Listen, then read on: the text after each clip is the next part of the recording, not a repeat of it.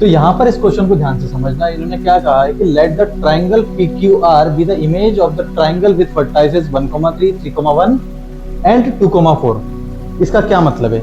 हमारे पास असल में इन्होंने गिवन ट्राइंगल दे दिया जिसके कोऑर्डिनेट शायद 1,3, 3,1 और एक और कौन है 2,4 है।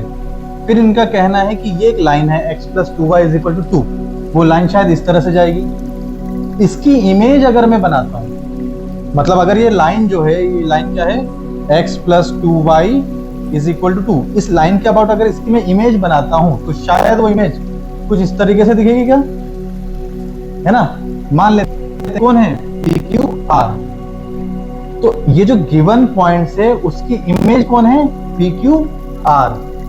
कि PQR का जो सेंट्रॉइड है ना उसके इन लोगों ने कोऑर्डिनेट्स पूछे हैं। तो मुझे एक चीज बताओ, ये जो ट्राइंगल था, जो गिवन ट्राइंगल था हमारा, इसका जो सेंट्रॉइड होगा इसकी इमेज निकालते हैं, वही हमारा क्या होगा फाइनल आंसर होगा। हर एक पॉइंट का इमेज निकालो, मतलब PQR के कोऑर्डिनेट्स निकालो, फिर सेंट्रॉइड निकालो। उससे बेटर क्या है कि हम इसका सेंट्रॉइड निकालेंगे और उसका इमेज निकाल लेंगे। तो अच्छा मुझे ये बताओ कि इसका जो सेंट्रॉइड होगा उसका कोऑर्डिनेट क्या होगा। बड़ा सिंपल सा फॉर्मूला होता है। क्या होता है सेंट्रॉइड का formula? x1 + x2 + x3 / 3, y1 + y2 + y3 / 3। ये सेंट्रॉइड का फॉर्मूला होता है, हमको पता है। ये क्लास 10th में भी पढ़ते हैं, 11th में भी पढ़ते हैं। अब इसमें ये पॉइंट्स का यूज करो तो क्या आएगा फाइनल आंसर बताओ जल्दी।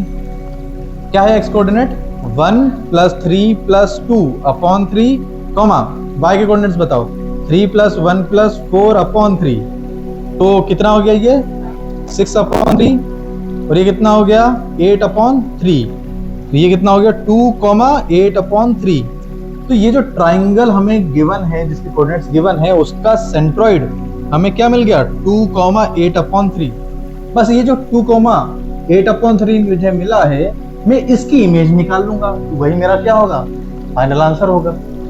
तो आओ इमेज निकालना सीखते हैं। पहले आप इतना नोट कर लो। तो ये अभी जो गिवन ट्राइंगल है, इस गिवन ट्राइंगल का अपन ने सेंट्रॉइड निकाला था। सेंट्रॉइड क्या निकाला था 2, 8 / 3। क्लियर। और हम लोगों को क्या करना है, इसकी इमेज निकालना है इस लाइन के अबाउट। तो क्या तरीका होगा, कंसेप्ट क्या है कि अगर हमारे पास कोई लाइन गिवन है ax + by + c = 0, और यहाँ पर एक पॉइंट है, मान लेते हैं ये पॉइंट है x1, y1। इसकी इमेज अगर फॉर एग्जांपल यहाँ पे इमेज बनेगी अल्फा, बीटा है, तो डायरेक्ट हम फॉर्मूला का यूज कर सकते हैं। फॉर्मूला क्या बनेगा, अल्फा जो कि हमें निकालना है अल्फा - x1 / a क्या है इस x का कोएफिशिएंट इस लाइन में, फिर beta - y1 / b = -2 ax1 + by1 + c / a² + b²। ध्यान रखना यहाँ पे -2 लिखते हैं। तो ये बड़ा ही अच्छा फॉर्मूला है, काफी यूज होता है ये फॉर्मूला। किसके लिए, इमेज निकालने के लिए। क्लियर। अगर मैं ये 2 हटा दूं ना, सिर्फ माइनस हो, तो हमारे पास ये जो फुट ऑफ परपेंडिकुलर है ये वाले कोऑर्डिनेट्स आ जाते हैं। क्लियर हो गया। और 2 लिखने से क्या हो गया, इमेज आ गई।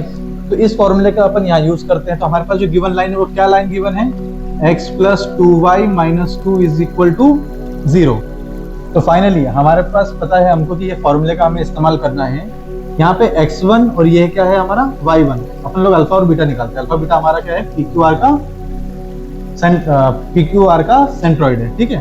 तो इस फॉर्मूले का यूज करते हैं। तो अल्फा निकालना है -x1। x1 की वैल्यू कितनी है 2 अपॉन में क्या a, मतलब इसमें यहाँ पे x का कोएफिशिएंट कितना है 1 = फिर बीटा -y1 कितना दिया है 8 / 3 अपॉन में क्या b फिलहाल कितना है, y का कोएफिशिएंट कितना है 2 = अब यहाँ पर क्या -2 ax1 मतलब यहाँ पे 2 + 2 y की जगह पुट करेंगे 8 / 3, फिर साथ में -2। अरे क्लियर है।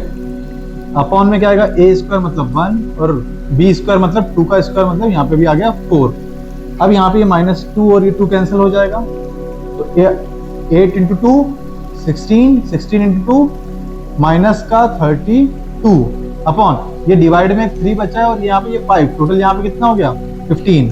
ये यहाँ पर क्या लिखा हुआ है अल्फा -2, यहाँ भी एलसीएम ले लेते हैं। तो क्या हो जाएगा 3 बीटा माइनस 8 अपॉन ये 3 और 2 हो जाएगा 6। अब इन दोनों को अगर मैं इक्वेट करता हूं तो मेरे पास अल्फा की वैल्यू आ जाएगी। तो अल्फा की वैल्यू क्या हो जाएगी, इस 2 को उस तरफ भेजेंगे तो -32 अपॉन 15 प्लस 2। तो फाइनली जो अल्फा की वैल्यू है वो कितनी आएगी, 15 इंटू 2 30। तो ये हो जाएगा माइनस का 2 अपॉन 15। ये हमारे पास फाइनली अल्फा की वैल्यू आई। इन दोनों को सॉल्व करेंगे तो हमारे पास किसकी वैल्यू आएगी, बीटा की वैल्यू आएगी। और पहले बीटा की वैल्यू निकालते हैं तो क्या होगा, 3 beta minus 8 upon 6 is equal to -32 upon 15। कुछ काटापिटी हो रही है क्या, तो 3 से कटेगा तो ये 5 हो जाएगा, ये 3 से कटेगा तो ये 2 हो जाएगा। एलसीएम ले लेते हैं तो 5 3 जा 15 बीटा माइनस 8 5 से कितना हो जाएगा 40 इज इक्वल टू 2 इंटू -32 कितना हो जाएगा माइनस का 64।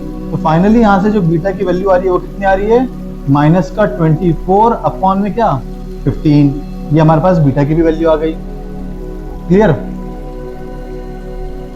अब अल्फा की वैल्यू आ गई, बीटा की वैल्यू आ गई। फाइनली क्वेश्चन में हमसे क्या पूछा था, क्वेश्चन में हमसे क्या पूछा था, 15 अल्फा माइनस बीटा, ये हमसे पूछा था। तो 15 अल्फा की वैल्यू कितनी हो गई, माइनस का 2 अपॉन 5। बीटा की वैल्यू कितनी हो गई, माइनस का 24। ये माइनस और ये माइनस यहाँ क्या हो जाएगा, प्लस 24 अपॉन, सॉरी यहाँ 15 आएगा, यहाँ पे भी 15। अरे क्लियर है, -2 अपॉन 15 था ना। अब ये 15 ये 15 कैंसिल हो जाएगा, 24 में से 2 जाएगा तो क्या बचेगा, 22 हमारा ये फाइनल आंसर।